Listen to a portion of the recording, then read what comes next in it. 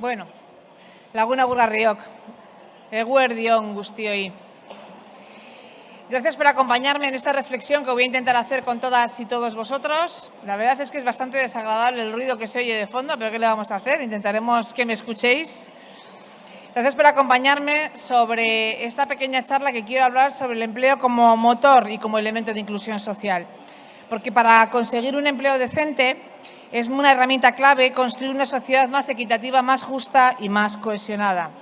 En primer lugar, quiero agradecer al Departamento de Trabajo y Trabajo y Empleo del Gobierno vasco y a la Fundación ISEAC la elaboración del Libro Blanco del Empleo. Yo creo que tiene y nos va a dar grandes herramientas de trabajo a partir de ahora. Y también por organizar este summit, que evidencia de alguna manera la apuesta de los poderes públicos por un empleo de calidad y poner el empleo en el primer punto de la agenda pública. También quiero agradecer al Correo por organizar este espacio, por asentarse, por sumarse al proyecto, de hablar del empleo. Los medios de comunicación son imprescindibles en la política, mucho más imprescindibles de lo que a veces nos creemos o queremos creernos. Son necesarios para transmitir lo que queremos decir, son necesarios para contar lo que queremos decir y son necesarios para hacer una política y una pedagogía global. Uno de los retos que la política tiene actualmente tiene que ver justamente con incorporar a la gobernanza, a esta gobernanza compartida, todo lo que tiene que ver con la gran evolución y complejo de la sociedad actual. La escucha activa, la participación, la gestión, de todo lo que tenemos que ver, esta complejidad enorme, necesitamos esa gestión pública, necesitamos que lo hagamos de manera compartida. E incorporar a la ciudadanía, para mí es un elemento central, y a la sociedad civil, a este ciclo completo de políticas públicas, es una herramienta imprescindible de gestión. Yo creo que he tratado en estos últimos años y en esta legislatura de ir incorporando esa gobernanza común para todas y para todos. Pero si hay algo que nos ha enseñado la pandemia, es también la importancia de lo público, la importancia absoluta de lo público. Ha sido la política la que se ha puesto en primer lugar a remar y a tirar de la cuerda cuando parece que todo se nos desmoronaba en una situación muy dura con la pandemia. Y lo hemos hecho además protegiendo a quienes tienen situaciones de mayor vulnerabilidad. Dos ejemplos fáciles de entender. En primer lugar, los ERTEs.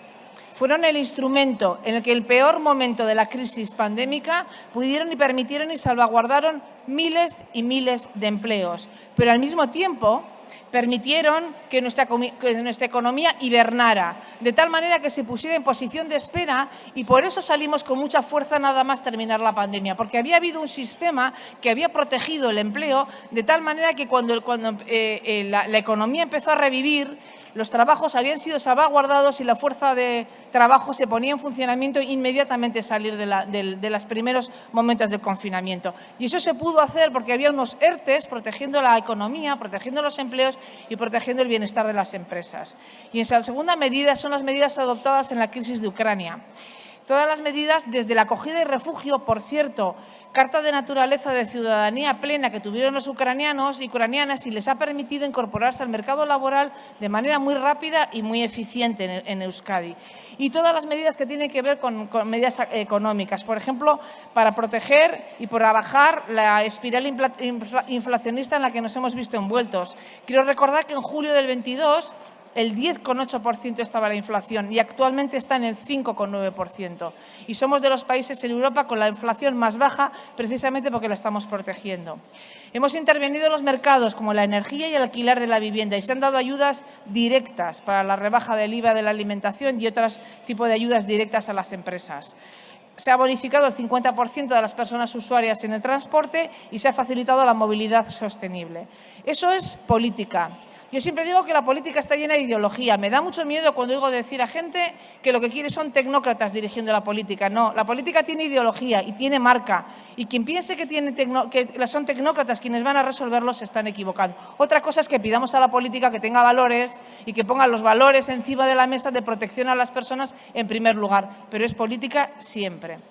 Por eso a mí me parece que es importante desarrollar programas públicos desde la política que protejan a las personas y que protejan el empleo. Y en clave de sostenibilidad, que es lo que Europa está marcándonos, sostenibilidad económica, medioambiental y sostenibilidad social. Hay dos formas de afrontar las crisis. el modo en que se afrontó la crisis en el 2008, que fueron políticas de austeridad y reducción del gasto, y eso supuso como consecuencia inmediata el crecimiento de las desigualdades y un retroceso en cohesión social. Y ahora, lo que estamos viviendo en sanidad, la presión enorme que tiene la sanidad, la situación sanitaria que tenemos en este momento, tiene mucho que ver con la crisis del 2008, donde se hicieron recortes enormes en el sistema de protección social. Y el otro sistema es reinventarnos el contrato social y lo comunitario y decidir que las personas están en el centro y que, por tanto, la política está para inyectar dinero en la economía, para que la economía no se ahogue y poder sacarlo hacia arriba. Y poner las personas en el centro. Y el empleo es seguramente la herramienta más potente que tenemos de cohesión y de inclusión social. Yo lo digo siempre, el empleo es una herramienta de equidad. Y poner las políticas de activación en el centro de las políticas públicas es un elemento clave para favorecer el desarrollo económico y sostenible. Mirad, empezamos el siglo XXI hablando de que nos encontrábamos en una época de cambios. Intuíamos que el cambio del milenio nos iban a traer cambios potentes en la economía, en la sociedad, los intuíamos. Algunos de los que sois más mayores, como yo, recordaréis ese cambio del milenio que suponía que de pronto, os acordaréis, hablábamos de la crisis brutal que iba a ser pasar para los sistemas tecnológicos e informáticos de los 2 dígitos 98, 99, 97 a 0001, 02, 03. Y decían, y es verdad, el sistema tecnológico iba a colapsar, nos íbamos a encontrar con un sistema horroroso y todas las empresas empezaron a gastar millones en poder sostener ese sistema informático y porque iba a ser un colapso. Y todos estuvimos viendo el 1 de enero del 2000 nuestras máquinas informáticas a ver cómo colapsaban. Y ninguna colapsó. Pero es que al día siguiente todos los medios de comunicación se olvidaron de hablar del colapso informático que iba a producirse, que iba a ser brutal y que va a ser el cambio de todas las cosas terribles del mundo.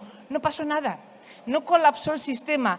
Se pusieron algunas medidas en algunos sistemas informáticos y algunos parches y todo siguió funcionando exactamente igual. Bueno, pues en aquel momento no se produjo la crisis que esperábamos todos. Y entonces nos relajamos y dijimos, bueno, esto es un continuar. Aquí continuamos, hemos cambiado de milenio, ya estamos en el 21 y seguimos.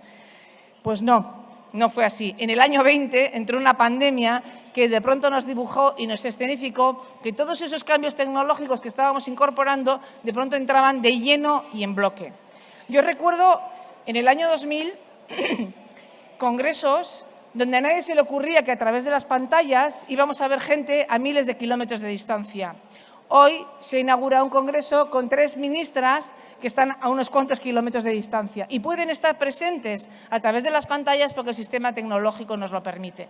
Luego, por tanto, sí estamos en plena revolución tecnológica, sí estamos en plena revolución de cambios tecnológicos que nos obliga a cambiar el panorama de nuestros empleos. Yo digo, a veces lo cuento como chiste, pero es verdad, cuando entré a trabajar, cuando empecé como diputada en el departamento, algunas funcionarias y funcionarios que están por aquí se acordarán, solían venir millones y millones de carpetas todos los días y dedicaba horas y horas y horas a firmar todos los expedientes que entraban. Y dedicaba horas y horas a firmar todos los expedientes. Hoy en día cojo mi teléfono, ni tan siquiera el ordenador, cojo mi teléfono y sentada ahí esta mañana ya he hecho 2 firmas. Cojo el teléfono, miro el documento y lo puedo firmar. Esa es la revolución tecnológica que tenemos encima. Y eso significa un cambio absoluto en el empleo, absoluto y total. Luego, por tanto, la inteligencia artificial, quienes sois jóvenes lo sabréis, esto del ChatGPT que os va a dar un juego de la pera, porque resulta que es capaz de hacer hasta resúmenes de artículos científicos y os hace un trabajo, ¿verdad que sí? Me están diciendo que sí con la cabeza. Claro, luego nos va a hacer cambiar absolutamente los paradigmas incluso de enseñar y de educación, porque nos están entrando la inteligencia artificial en tiempo récord a través de nuestros sistemas informáticos. Estamos, por tanto, en una revolución y en un momento de incertidumbre y en un momento de cambio. Pero eso no quiere decir para nada que tengamos que asumirlo con miedo y con inseguridad, sino todo lo contrario, con certidumbres y con seguridades. Porque tenemos algunas cosas claras. Y es que en revoluciones anteriores, como la revolución industrial, entramos en la revolución industrial sin saber que entrábamos en una revolución industrial y generó enormes desigualdades sociales, donde hubo enormes riquezas y muchísimas personas, sobre todo a las márgenes de la ría de Vizcaya, hemos sido testigos de eso, enormes enorme cantidad de personas viviendo y malviviendo. Luego, por tanto, en este momento, las nuevas revoluciones nos permiten saber, tenemos instrumentos de medida y políticas sociales y políticas públicas suficientes para hacer que esa transformación la hagamos con todas las garantías de seguridad y de protección a las personas. Y eso es exactamente, por eso reivindico muchas veces la política pública, porque si tenemos el diagnóstico y sabemos que eso nos puede ocurrir, la política pública puede hacer y poner instrumentos para que eso no ocurra. El empleo, hasta ahora, ha sido un elemento fundamental y tractor desde la revolución industrial para el bienestar de las personas y tiene que seguir siéndolo. Yo suelo discutir cuando dice la gente que es la mejor política social existente. No. Es la mejor política de inclusión y de cohesión social. No es política social, porque políticas sociales son las de dependencia, la protección a los menores, la protección a las mujeres con problemas, la protección de las personas con discapacidad. Esas son políticas sociales, todas ellas. Una de ellas es el empleo, pero no la única. Digo, para que tengamos claro que es una más entre muchas políticas sociales, pero sí es un elemento central de inclusión y de cohesión social. Y, por tanto, tenemos que hablar de sostenibilidad social y de calidad en el empleo en toda esta revolución que nos está viniendo, se nos está poniendo encima. Lo digo siempre, empleo, desarrollo económico y cohesión social. Los tres pilares que deben ir juntos. El empleo para un desarrollo económico concreto, con una cohesión social determinada. No podemos separar ninguno de los tres y los tres tienen que estar en el centro de las políticas activas de empleo. En Vizcaya tenemos en este momento, la última cifra, 62.361 personas paradas. Nos sitúan en una tasa de desempleo del 11,04. No son solo cifras prepandémicas, que lo son, sino que es que además estamos generando empleo de mayor calidad. Es decir, nos ha pasado una pandemia, hay una invasión de un país en Ucrania. Por cierto, Caterina, estoy viéndola allí, hola, es que es ucraniana. Tenemos en este momento unas situaciones muy difíciles en Europa y, a pesar de todo, los índices son prepandémicos. La reforma laboral y el salario mínimo interprofesional han venido para sostener una mejor calidad de los empleos y creo que es importante también decirlo y contarlo. Y, sin embargo, seguimos contando con problemas importantes en el empleo. Soy plenamente consciente. Tenemos una cronificación en el desempleo y tenemos un desajuste importante entre las competencias que tienen esas 62.000 personas que están en el paro y las competencias que requiere el mercado laboral. Y ese es uno de las grandes dificultades que tenemos en este momento.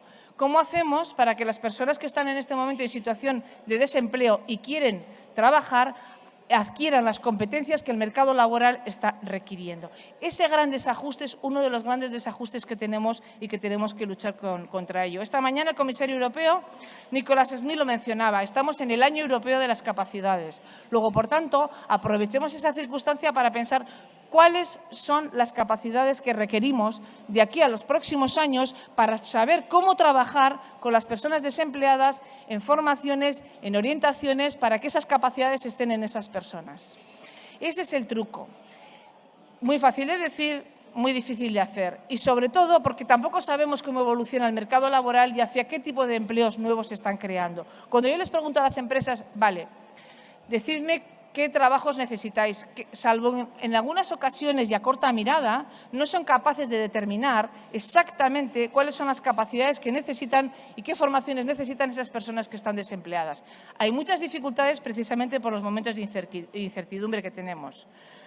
Sin embargo, todo el tiempo nos dicen que necesitan contratar. 8 de cada 10 empresas, en las encuestas que suelen hacer la propia patronal, indican que necesitan contratar personas. 8 de cada 10 empresas dicen que necesitan contratar, pero que no encuentran en el mercado laboral. Luego, por tanto, tenemos un desajuste claro entre las personas que están en desempleo y lo que la patronal dice que necesitan. Y ese es un reto. Ese es uno de los retos más importantes que tenemos. Pero, claro, tenemos otro reto que yo suelo hablar mucho de ello, que es el reto de la demografía. Y vamos a hablar después, a las 3:30 de la tarde, creo que tengo una mesa redonda, no sé en dónde, si aquí o en la sala, pero tengo una mesa redonda que voy a hablar sobre la demografía. Y os adelanto, en el año 2001, en Vizcaya, teníamos 241.000 personas jóvenes, entre 15 y 29 años. 241.000. 20 años después, ahora, son 155.000. La caída enorme de la masa de personas entre 15 y 29 años, chicos, estáis casi en peligro de extinción, vosotros veréis lo que hacéis. entre 15 y 29 años es enorme. Y esa caída laboral hace que tengamos que mirar con mucho cuidado y con mucha tranquilidad qué vamos a hacer para sostener una pirámide poblacional invertida que en empleo está muy invertida también. Y a ello debemos sumarle que, además, cuando les preguntamos a los jóvenes qué proyección de vida tienen, las encuestas de jóvenes dicen que 6 de cada 10 estarían dispuestos a marcharse de Euskadi o de Vizcaya, cosa que es normal porque les hemos enseñado lo que son los Erasmus, la globalización, el intercambio, el viajar a otros países y las expectativas de que en otros lugares, Madrid, Berlín, Hannover, Londres o Barcelona, seguramente les ofrecen otras condiciones laborales distintas a las que les ofrecemos aquí. Y es aquí cuando yo suelo hacer una mirada al mundo empresarial y les digo, si quieren mano de obra, piénsense ustedes qué están ofreciendo a la gente joven para que se quede aquí. No piensen por qué se me van, sino por qué no resulto atractivo. ¿Por qué no resultó atractivo? Cuando se les pregunta a la gente joven, en este momento, no solamente es un criterio para que se quieran quedar y permanecer en el territorio la condición laboral, la cuantía económica de lo que ganan, sino lo que se les ofrece de conciliación, de bienestar, de proyecto empresarial. Luego, lo que necesitamos es que el mundo empresarial empiece a darle la vuelta a pensar ¿cómo hago yo para atraer talento a mi empresa? ¿Y qué tengo que hacer yo para que la gente joven que contrato, las personas que tengo en mi empresa, quieran quedarse? Pero además siempre les digo que también tienen que aprender a trabajar con la diversidad también de edad. Y empezar a pensar que cuando hacen las elecciones y dicen que 8 de cada 10 personas que ellos están dispuestos a contratar pero que no encuentran contratos, seguramente será porque tienen el foco puesto en un perfil tan concreto, tan claro, tan definido y no han abierto el foco para pensar que quizás otras edades, quizás otras personas provenientes de otros lugares, quizás no sea el perfil donde están pensando, pero igual hay más perfiles. Quiero decir, hay una mirada que necesitamos que el mundo empresarial empiece también a darse cuenta de ello. Yo creo que nos encontramos ante una ocasión de generación de nuevos empleos. No tengo ninguna duda. La economía, las transiciones, la transición social con todo el área de los cuidados, la transición tecnológica con todo lo que va a suponer y digital, lo que va a suponer la nueva introducción de la tecnología y la inteligencia artificial y la transición sostenible, la transición que tenemos que hacer hacia energías sostenibles, no tengo ninguna duda que genera nuevos empleos y nichos de mercado que van a crecer. Fijaos, pero es más, como tenemos esa pirámide poblacional invertida, de aquí a 10 años salen del mercado laboral 500.000 de personas en Euskadi. Somos 1 millón de cotizantes. Si salen 500.000 de personas en Euskadi, quiere decir que el 50% de la población vasca de aquí a 10 años estará en procesos de jubilación. Luego, por tanto, tenemos una situación real en este momento que tenemos que afrontar con rapidez y con celeridad. Yo suelo decir que la ciencia demográfica, la demografía, es una ciencia bastante exacta, salvo por las entradas de migración, entradas y salidas de los saldos migratorios, lo que es nacimientos y mortalidad en este momento es bastante exacto. Y llevamos 20 años sabiendo que la pirámide poblacional estaba invertida. Luego llevamos 20 años de retraso en asumir políticas que incorporasen todos estos elementos para poder trabajarlos. Tenemos Sedarriak, que es un informe que hacen una serie de personas relevantes en Euskadi. Ha hecho un informe hace relativamente poco, no recuerdo si es en enero o en diciembre, no sé si en diciembre del 22 o enero del 23, acaba de sacar un informe donde habla de la japonización, del riesgo de japonización que tiene Euskadi. Es decir, Japón, que era un referente de desarrollo y de progreso económico en los años 90, se ha convertido en 10 años, en 20 años, de los años 90 al año 2020, ha perdido 10 puntos porcentuales de ese Producto Interior Bruto. Ha pasado del 17% al 7%. Y eso se ha producido única y exclusivamente por la pérdida poblacional, por lo vieja que es Japón, simplemente porque ha envejecido. Y ese es el riesgo real que tenemos en este momento en Euskadi, en España y en Europa. El riesgo real de pérdida de peso poblacional y de pérdida de peso de empleos si no nos damos cuenta de que lo que tenemos que hacer es resolver una pirámide poblacional que tenemos invertida. En este contexto, nosotros sí estamos trabajando. Desde la Diputación hemos ido elaborando políticas para hacer la incorporación de personas jóvenes, para buscar cuáles son los lugares estratégicos, dónde tenemos que trabajar, cuáles son los sectores donde nos están demandando mano de obra. Y lo que no le he dicho hasta ahora, pero lo digo ahora, la incorporación de la población migrante en toda esta ecuación. No hay elemento en este momento más rápido, podemos trabajar sobre el fomento de la natalidad, pero no hay elemento más rápido que incorporar a las personas migrantes e incorporarlas en toda la cadena productiva, no solamente en aquellos puestos de trabajo que la población autóctona no quiere, sino en toda la cadena productiva, desde el más arriba hasta el más abajo. Esa es exactamente la mejor fórmula que tenemos en este momento. Para eso, desde la política pública tenemos que poner en funcionamiento muchas medidas de protección hacia la población migrante para ayudarles, para trabajar con ellos y para que sus competencias profesionales, que a veces están alejadas del mercado laboral, sin embargo, con una fuerza enorme en sus actitudes, tengan capacidad de llegar hacia donde tienen que llegar. Ese es exactamente el esfuerzo donde tenemos que poner en este momento los políticos. Si queremos hablar de empleo, lo que tenemos que hacer es poner esfuerzo en eso y en la incorporación de personas mayores que ocupan el 50% de la tasa de paro. Personas mayores y personas jóvenes migrantes. Esa es nuestra fuerza y ese es el esfuerzo que tenemos que poner. En eso estamos nosotros. Necesitamos, por eso, elevar la mirada, quitar esa mirada cortoplacista que tienen a veces los sectores empresariales para entender que tienen que abrir el foco de atención, que tienen que entender que la incorporación tiene que venir de lugares muy diversos y necesitamos un tejido empresarial que sepa trabajar el talento diverso. El talento desde su diversidad, todo el talento posible. Vienen edades, vienen orígenes en procedencias, ven personas con discapacidad, porque todo el talento es utilizable, absolutamente todo el talento. El talento cada vez es más exigente, como decía antes, y luego, por tanto, para sus proyectos vitales, luego, por tanto, las empresas son las que tienen que empezar a cambiar el pie. A mí me hace gracia, y desde un punto de vista más de género, cuando algunas empresas, cuando las visitamos y me dicen, es que, sobre todo si son industriales, te dicen, es que no conseguimos mujeres. Es verdad, no hay mujeres en FP, tienen muchas dificultades. Y yo siempre digo lo mismo, ¿os habéis puesto a pensar por qué no sois atractivos para las mujeres?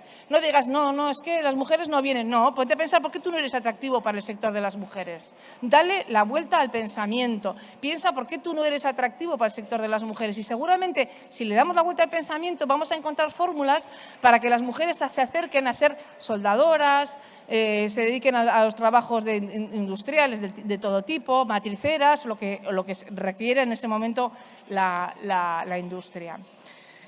Es cuestión de una mirada diversa, de una mirada de incorporación de la mirada de género, de igualdad, y es una mirada intergeneracional. Creo que esas tres grandes miradas son las que necesitamos en este momento en el mundo del empleo. Lo digo siempre, por una sostenibilidad económica, medioambiental y social, y por justicia social, sin ninguna de las dudas. Nosotros en España hemos venido trabajando desde ese punto de vista y yo creo que es importante, y le reitero, que tenemos que utilizar la gran oportunidad que tenemos y es que por primera vez los poderes están alineados en favorecer la protección de las personas. Por primera vez, en una revolución, en un cambio de era, en un cambio de época, por primera vez hay gobernantes que están decidiendo que a la economía la vamos a controlar desde la política. A la economía no vamos a dejar que genere ella sola las expectativas y el cambio y la transición que se está produciendo. Y vamos a ver si la controlamos desde la política, precisamente para proteger a las personas. Por eso están los Next Generation de Europa, por eso está el Plan de Empleo, Recuperación y Resiliencia del Gobierno de España, por eso está el Berpiztu en Euskadi en marcha, por eso los poderes están intentando hacer que la transición se haga controlada desde la política, con las dificultades que tenemos, pero abandonar aquello que ocurrió en los años 70 con aquel binomio Thatcher-Reagan, donde dejamos que la economía funcionase por su cuenta y luego hemos vivido casi 50 años de consecuencias irremediables en algunos casos. Y yo creo que eso es muy importante y en la Diputación de Vizcaya también lo estamos haciendo. En nuestras competencias, en nuestra medida y en nuestras capacidades. Estamos intentando hacer y recuperar los empleos y hacer transiciones. Desde el año 16 venimos trabajando en un punto muy importante que tiene que ver con la recualificación de las personas que salen del mercado laboral. Hemos trabajado de manera continua recualificando personas que salen del mercado laboral para evitar una cosa muy importante. Primero, que sus competencias laborales no estuvieran lejas del mercado laboral y la segunda, muy importante, que cuanto menos tiempo estén en situación de desempleo, más fácil es volverles a incorporar al mercado laboral. Con esas dos condiciones hemos conseguido y hemos puesto una serie de programas en funcionamiento de recualificación de trabajadores y trabajadoras. En la propia pandemia no paramos. Y en la propia pandemia hicimos recualificación de trabajadores que salían de la hostelería y los colocamos en el mercado de la alimentación, que en ese momento la alimentación estaba tirando fuerte y la hostelería, como sabéis bien, estaba cerrada. Y fuimos recualificando y colocando trabajadores. De eso se trata, de tener la mirada muy abierta todo el tiempo para ir recolocando a las personas. Y también entender, por parte de la clase trabajadora, que quizás a lo largo de la vida y el tránsito de la vida vamos a empezar trabajando en un sitio y a lo largo de la vida igual vamos transitando por otros sectores y no va a pasar nada, porque en el tránsito seguramente lo importante es seguir desarrollando nuestras capacidades allí donde estemos. Por eso a mí me parece que es muy importante hablar de ocupabilidad. Es un término que a mí me gusta mucho utilizarlo. Y diréis, ¿por qué no empleabilidad? Porque empleabilidad depende de la capacidad que tiene la persona para contratarse. Pero ocupabilidad significa que en el entorno hay condiciones para que las personas puedan trabajar. Suelo poner a veces el ejemplo absurdo, pero un país que no tiene mar, seguramente habrá magníficos capitanes de barco, pero lo tienen difícil trabajar en su país, ¿verdad? Tendrán que trasladarse a otros lugares porque en ese sitio no hay mar. Pues pasa exactamente igual. Si mi lugar y mi ocupación en mi entorno podemos tener magníficos carpinteros, pero no tengo un desarrollo económico con carpinterías, difícilmente podrán trabajar las personas por muy buenos carpinteros que sean. Luego tendremos que hacer competencias adecuadas al mercado laboral. Por eso me gusta hablar de ocupabilidad. Luego hay que mirar al sector empresarial y hay que mirar a las personas que están en situación de desempleo. Con ello, fijaos si hemos trabajado a lo largo de la pandemia de la legislatura, que esta legislatura, a pesar de haber sido una legislatura complicada para el empleo, fijaos, cuando el 13 de marzo del 20 se hace el cerrojazo, teníamos en ese momento todos los cursos de formación, orientación e intermediación en funcionamiento. Se había desplegado el decreto formativo entero. Además, encima por primera vez, no sé si me acuerdo si la primera, pero lo habíamos hecho muy prontito ese año, todo desplegado. Y nos encontramos que dejábamos a la gente en paro y yo necesitaba en mi otro negociado, que es inclusión social, una fuerte inversión de dinero para meter a la gente y utilizarla y proteger a las personas que estaban más vulnerables. Y dije, no, esto sí, pero esto también. No voy a quitar dinero a empleo para ponerse en la inclusión porque lo que necesito es que cuando salgamos de esta gente salga disparada al empleo.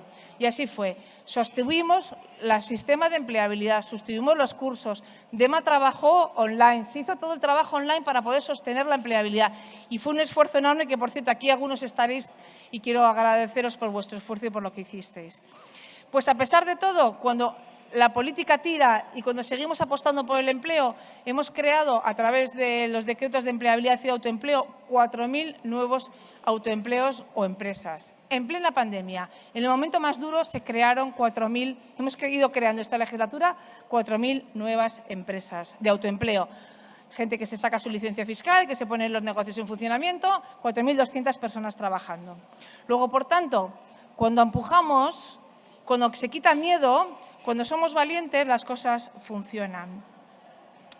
Hemos producido recualificaciones, hemos recolocado a personas, hemos ido trabajando y eso ha sido el empujón, junto con todas las demás instituciones, las que hemos estado trabajando en la misma dirección. Y eso es lo que quería deciros y contaros, que la política de empleo está para ayudar, para acompañar, para empujar, para sostener y, sobre todo, para decir al sistema económico que la gestión económica la dirige la política. La gestión económica, nos guste o no nos guste, la dirige la política, porque si no, sabemos que las consecuencias son absolutamente nefastas. Sostenibilidad del planeta, sostenibilidad de las personas, para mí es un elemento central. Yo quiero una Vizcaya, desde luego, que salgamos de esta y que salgamos de todas las crisis de manera más justa, más cohesionada y que ese porcentaje de personas que todavía están en desempleo, ese porcentaje de personas que viven en los recursos de inclusión social, salgan de la mejor manera posible. Creo que para mí el éxito, si alguien me dice cuál sería el éxito de una persona, la palabra sería autonomía. Que las personas tengan capacidad de autonomía, de gestionar su economía, de gestionar su vida, de gestionar y eso, en la inmensa mayoría de las veces, nos lo da el empleo. Luego, por tanto, la defensa del empleo como elemento central para una economía actual del siglo XXI. Eso es lo que quiero. Nada, deciros que muchas gracias por escucharme este ratillo, que os mando a comer todos, que justamente he cumplido con el tiempo, que son las 13:59 y he cumplido exactamente con el tiempo previsto. Muchas gracias por estar aquí y que esto no va solamente, dicho que es de la política, no solamente va de la política, va que todas y todos arrimemos el hombro, quitemos miedos y sepamos que nos vienen, desde luego, tiempos mejores y que toda esta generación joven les vamos a dejar un mundo mejor, porque desde luego lo que no es valorable es dejar un mundo peor. Así que luego os tocará coger el timón y poneros aquí a vosotros. Mira, es que el gustío ahí.